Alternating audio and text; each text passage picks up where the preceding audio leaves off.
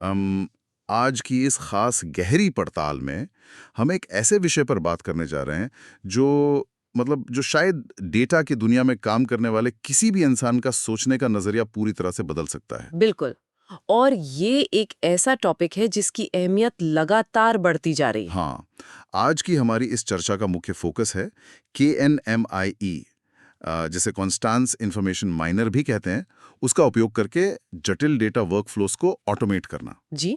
और इस चर्चा के लिए हम जिस सोर्स मटेरियल और नोट्स का इस्तेमाल कर रहे हैं उसका नाम है मास्टरिंग वर्कफ्लो ऑटोमेशन विद नाइमेक कंपोनेंट्स एंड मेटानोड्स। सही कहा। और हमारा आज का मिशन बहुत ही साफ है। हम ये समझना चाहते हैं कि आज के समय में जहां हर तरफ सिर्फ डेटा का ही अंबार है, उस डेटा को प्रोसेस करने की उलझन से आखिर कैसे बाहर निकला जाए। असल में उलझनों को कम करना ही सबसे बड़ी चुनौती है। बिल्कुल, अगर कोई किसी अहम स्ट्रैटेजी मीटिंग की तैयारी कर रहा हो या फिर अपनी टीम के डेटा इंफ्रास्ट्रक्चर को स्केल करने की कोशिश कर रहा हो, तो ये जानकारी उन्हें एक स्मार्ट एनालिस्ट की तरह सोचने पर मजबूर कर देगी। और वो भी पूरी तरह से विजुअल टूल्स की मदद से। हाँ, वही, बिना कोड के जंजाल में फंसे। तो चलिए बिना किसी देरी के इस पूरे कॉन्सेप्ट को डीकोड करते हैं।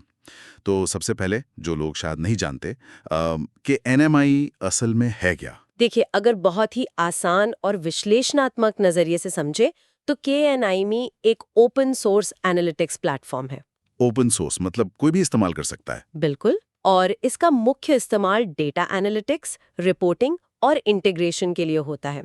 डेटा साइंस की दुनिया में जो एक बहुत बड़ा शिफ्ट आ रहा है ना, ये उसका एक अहम हिस्सा है। मुझे तो इसकी सबसे बड़ी खासियत इसका वो ड्रैग एंड ड्रॉप इंटरफेस लगता है। हाँ, वो बहुत ही यूजर फ्रेंडली है। ये कोडिंग की जरूरत को लगभग खत्म ही कर देता है। आप बस स्क्रीन पर ब्लॉक्स को खींचकर लाइन से जोड़ दें और आपका पूरा डेटा फ्लो या जिसे पाइपलाइन कहते हैं वो तैयार हो जाता है। ये विजुअल आज़ादी सच में कमाल की है। और मजे की बात यह है कि इसका काम सिर्फ साधारण डेटा क्लीनिंग तक ही सीमित नहीं है। अच्छा, तो और क्या क्या हो सकता है। इससे बहुत ही जटिल मशीन लर्निंग मॉडल्स बनाने तक का पूरा सफर तय किया जा सकता है।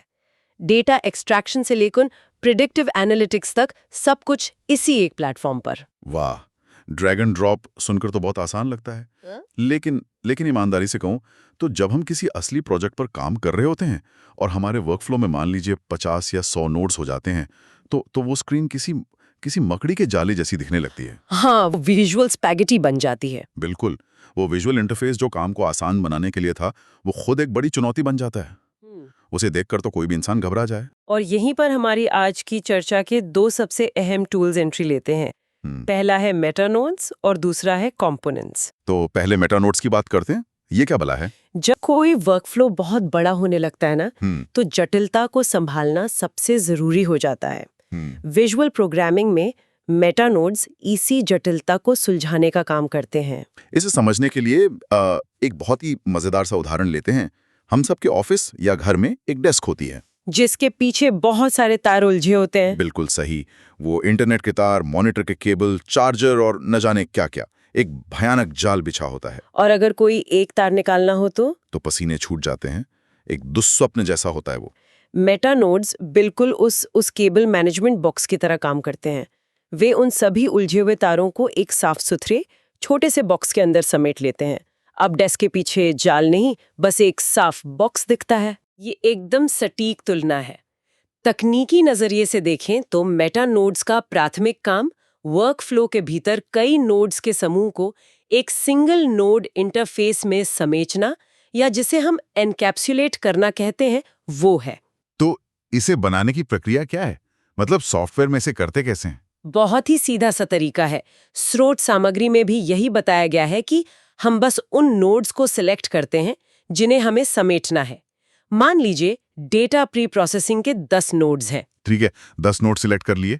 फिर उन पर राइट क्लिक करते हैं और क्रिएट मेटा नोड का विकल्प चुन लेते हैं। बस वो 10 नोड स्क्रीन से गायब होकर एक सिंगल साफ सुथरे ब्लॉक में बदल जाते हैं। ये तो बहुत आसान है। और इसके फायदों की बात करें तो सबसे पहला फायदा तो यही सरलीकरण या सिंप्लीफिकेशन ही हो गया। बिल्कुल, विजुअल क्लैटर कम होने से उस वर्कफ्लो को समझना बहुत आसान हो जाता है। स्क्रीन पर होने वाली भीड़ छट जाती है। लेकिन इसका दूसरा फायदा जो मुझे लगता है कि ज्यादा बड़ा गेम चेंजर है, वो है इसका पुनर्उपयोग यानी रीयूजेबिलिटी। हाँ, रीयूजेबिलिटी का मतलब है समय और मेहनत की भारी बचत। एक बार आपने एक मेटा नोड बना लिया, मान लीजिए ऐसा जो मिसिंग वैल्यूज को हटाता है। तो क्या उसे बार बार इस्तेमाल किया जा सकता है? बिल्कुल, इन्हें अलग अलग वर्कफ्लो में बार बार इस्तेमाल किया जा सकता है। अगर टीम के किसी दूसरे सदस्य को वही काम करना है तो उसे वो 10 नोड्स दोबारा जोड़ने की जरूरत नहीं है। वो बस उसी मेटा नोड को कॉपी पेस्ट कर लेगा। सही कहा। और इसी से इसका तीसरा सबसे बड़ा फायदा निकल कर आता है, सहयोग या कोलैबोरेशन। मतलब टीमें आपस में इन चीजों को साझा कर सकती हैं। जी, टीमें इन मेटा नोड्स को आपस में आसानी से शेयर कर सकती हैं ताकि एक स्टैंडर्ड और बेहतरीन प्रक्रिया हर जगह लागू हो सके। हर कोई एक ही पहिए का दोबारा आविष्कार नहीं कर रहा होता। ये सहयोग वाला पहलू तो सच में बेहतरीन है। लेकिन रुकिए, यहाँ मेरे दिमाग में एक बहुत ही तार्किक सवाल आ रहा है। पूछे। अगर मेटा नोड्स इतनी ही एडवांस्ड हैं, जटिलता को कम कर रहे हैं, रीयूजेबल हैं और शेयर भी किए जा सकते हैं, तो फिर हमें कंपोनेंट्स की क्या जरूरत है? दोनों में अंतर क्या है? ये बहुत ही अच्छा सवाल है और यहीं पर कई लोग कंफ्यूज हो जाते हैं। कंपोनेंट्स असल में मेटा नोड्स से एक कदम आगे की चीज है। एक कदम आगे? वो कैसे? मेटा नोड्स और कंपोनेंट्स बाहर से देखने में एक जैसे लग सकते हैं, लेकिन वे अलग हैं। मेटा नोड्स सिर्फ नोड्स को छुपाते हैं, लेकिन कंपोनेंट्स यूजर इंटरैक्शन की सुविधा भी देते हैं। यूजर इंटरैक्शन मतलब मैं उसके साथ कुछ कर सकता हूँ? हाँ, इसे समझने के लिए आपके तारों वाले बॉक्स के उदाहरण को ही थोड़ा आगे बढ़ाते हैं। चलिए बढ़ाते हैं। मेटा नोड सिर्फ एक बॉक्स है जिसके अंदर तार बंधे हुए हैं। अगर कुछ बदलना है तो बॉक्स खोलकर अंदर तारों से छेड़छाड़ करनी होगी। लेकिन कंपोनेंट एक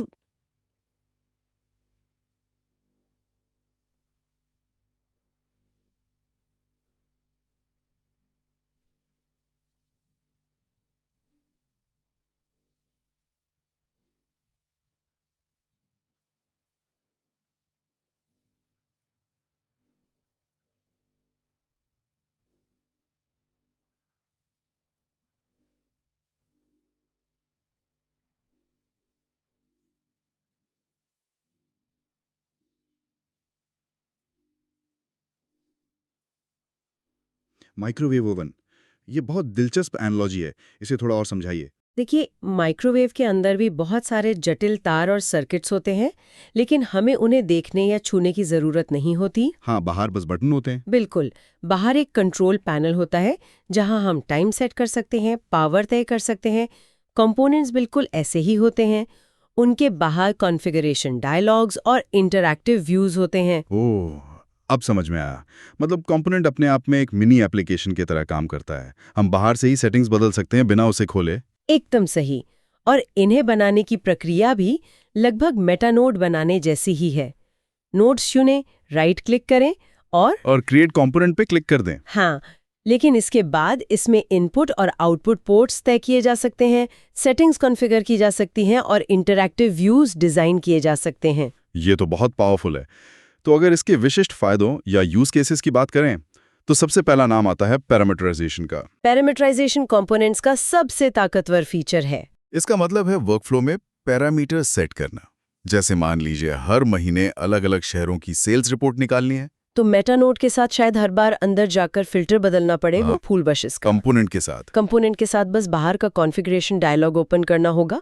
वहाँ एक ड्रॉप डाउन मेन्यू हो सकता है, वहाँ से दिल्ली या मुंबई चुना और अंदर का सारा जटिल लॉजिक अपने आप उस शहर के हिसाब से एडजस्ट हो जाएगा। ये तो एक ही वर्कफ्लो को अलग अलग डेटा सेट या जरूरतों के हिसाब से ढालने का बेहतरीन तरीका है। और इसके अलावा एक और चीज जो मुझे बहुत पसंद है वो है विजुअलाइजेशन। जी, विजुअलाइजेशन भी इसका एक बड़ा फायदा है। अक्सर हमें नतीजे देखने के लिए किसी और टूल में जाना पड़ता है, लेकिन कंपोनेंट्स के अंदर ही इंटरैक्टिव विजुअलाइजेशन शामिल किए जा सकते हैं। सही कहा।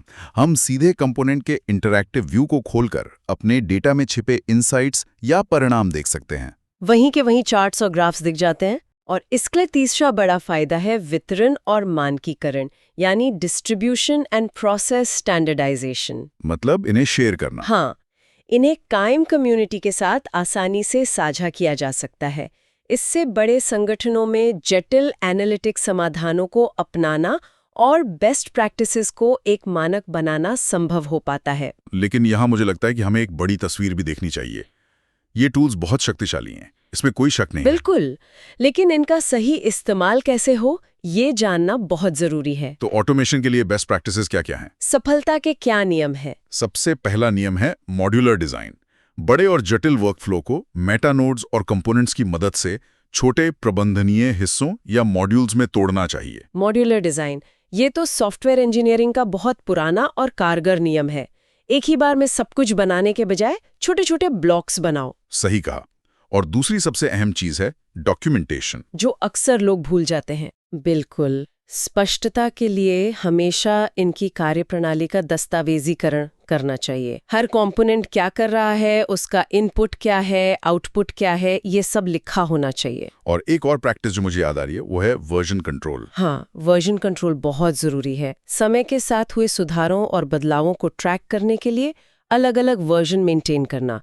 अगर कुछ गलत हो जाए तो हम पुराने वर्जन पे वापस जा सके। और इसके साथ ही टेस्टिंग और ज्ञान साझा करना भी। अलग-अलग परिदृश्यों में इनकी नियमित टेस्टिंग करना और कम्युनिटी में सीखने के कल्चर को बढ़ावा देने के लिए अपना काम शेयर करना। ये तो हो गई बेस्ट प्रैक्टिसेस की बात, लेकिन चर्चा में थोड़ा संतुलन भी जरूरी है। क्या इन टूल्स के साथ कोई चुनौतियां या सावधानियां भी जुड़ी हैं?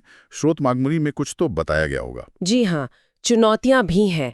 सबसे पहली चुनौती है जटिलता। जटिलता? लेकिन ये टूल्स तो जटिलता कम करने के लिए बनाए गए ना? बनाए तो इसीलिए गए हैं, लेकिन अगर इनका जरूरत से ज्यादा इस्तेमाल हो जाए तो वर्कफ्लो सुलझने के बजाय और ज्यादा जटिल हो सकता है। ओ, मैं समझ गया।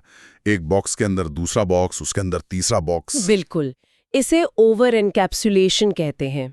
फिर कुछ ढूंढना हो तो बहुत अंदर तक जाना पड़ता है। ये तो वाकई एक समस्या हो सकती है। और दूसरी चुनौती? दूसरी है परफॉर्मेंस। बड़े पैमाने के डेटा प्रोसेसिंग में इन्हें एक साथ समेटने से सिस्टम पर ओवरहेड्स पड़ सकते हैं, परफॉर्मेंस धीमी हो सकती है। मेमोरी मैनेजमेंट का ध्यान रखना पड़ता होगा। और तीसरी चुनौती जो मुझे लगती है वो है लर्निंग कर्व। जी, लर्निंग कर्व भी एक अहम पहलू है। नए यूजर्स को इन कंपोनेंट्स और मेटा नोड्स की पूरी क्षमता को समझने में थोड़ा समय तो लग ही सकता है। फ्लो वेरिएबल्स कैसे काम करते हैं, पोर्ट्स कैसे सेट करने हैं, ये सब एक दिन में तो नहीं सीखा जा सकता। सही बात है, लेकिन अगर कोई इन चुनौतियों को पार कर ले तो नतीजे बहुत ही शानदार होते हैं। बिल्कुल। तो अगर हम इस पूरे एपिसोड के, मेरा मतलब है इस पूरी चर्चा के मुख्य बिंदुओं को समेटें तो हम कह सकते हैं कि K9 के कंपोनेंट्स और मेटा नोड्स सिर्फ स्क्रीन को साफ नहीं रखते जी, वे डेटा वर्कफ्लो को ऑटोमेट करके एफिशिएंसी और स्केलेबिलिटी बढ़ाते हैं। और इससे संगठनों का ध्यान उन उलझे हुए वर्कफ्लो को मैनेज करने के बजाय सीधे निष्कर्ष या इनसाइट्स निकालने पर केंद्रित हो पाता है। असल में यही तो मुख्य लक्ष्य है, डेटा प्रोसेस में होने वाली गलतियों को कम करना और जटिलता को एक बहुत ही आकर्षक विजुअल इंटरफेस से मात देना। यही इस पूरी तकनीक का सार है और यही सुनने वालों के लिए इसका सबसे बड़ा मूल्य भी है। बिल्कुल सही। तो अब जब हम इस गहरी पड़ताल के अंत तक पहुंच गए हैं तो मेरे दिमाग में एक बहुत ही प्रोवोकेटिव विचार आ रहा है। एक ऐसा विचार जो शायद इस पूरी चर्चा को एक कदम और आगे ले जाता है। मैं सुनने के लिए बहुत उत्सुक हूँ। जरा सोचिए, अगर डेटा एनालिसिस लगातार ऐसे ही विजुअल ब्लॉक्स यानी मेटा नोड्स और कंपोनेंट्स के जरिए और भी ज्यादा इंटरैक्टिव होता गया तो क्या होगा? मतलब कोडिंग की जरूरत पूरी तरह खत्म हो जाएगी? हाँ, क्या भविष्य में डेटा साइंस का मतलब जटिल कोडिंग लिखना नहीं, बल्कि आम लोगों के लिए ऐसे स्मार्ट और जादुई पजल पीस डिजाइन करना रह जाएगा? ये बहुत ही गहरा विचार है। ऐसे पजल पीस जिन्हें जोड़कर कोई भी व्यक्ति अपने आप में एक डेटा साइंटिस्ट बन सके। शायद हमें भविष्य में कोडर्स की नहीं बल्कि बेहतरीन विजुअल आर्किटेक्ट्स की जरूरत होगी, जो इन टूल्स को इतना आसान बना दें कि कोई भी इनसे इनसाइट्स निकाल सके। बिल्कुल। और ये एक ऐसा सवाल है जो भविष्य की संभावनाओं के बारे में सोचने पर मजबूर कर देता है। क्या हम डेटा डेमोक्रेटाइजेशन के उस अंतिम पड़ाव पर पहुंच रहे हैं?